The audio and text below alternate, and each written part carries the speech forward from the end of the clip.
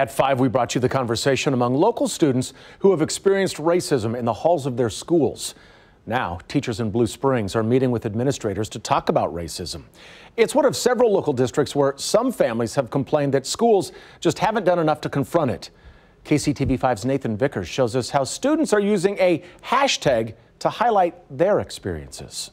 It's an experience no young person should face. In elementary school, my bus driver had told all the black kids to move to the back. When we asked why, she said, "You all are too loud. I don't want to hear you." But each of these Blue Springs South graduates has a story. When a hallway was named Africa because a lot of black students conversated around there. Of what they faced at school. I was called a slave by students and told I should take all the papers to the teacher. The same students pretended to whip me with sounds on their phones daily when walking into class. This is a big problem in America, and it shouldn't be something that we see inside of our schools as well. Munira Nuru and her friends have been reflecting on their time in the classroom.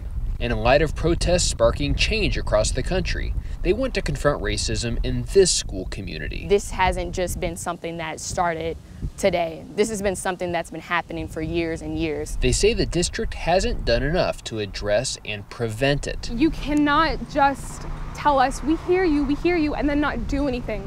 I want your actions to speak louder than your words. That's why they started the hashtag #BlackAtBSSD. When an ROTC student threatens to lynch another black ROTC student with his cords because that's what happened to his ancestors while in front of the teacher who didn't hear anything. On the way to a debate tournament, my teammate explained how he wouldn't mind dating a black girl but would never marry one. After hundreds of responses, they're meeting with administrators and teachers to advocate for curriculum changes, diversity policies, and a zero-tolerance attitude toward racism. Now is the time to make change, and none of us are going to stop until it's actually changed. The district says that it'll issue a formal response to the students tomorrow, but today administrators are meeting with students and teachers to listen.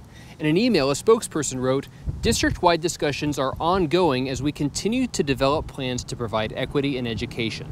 We are committed to being part of the solution." Hear us and know that we need change. True change. We want you guys to be better. We want this school to be like what it could be. In Blue Springs, Nathan Vickers, KCTV5 News.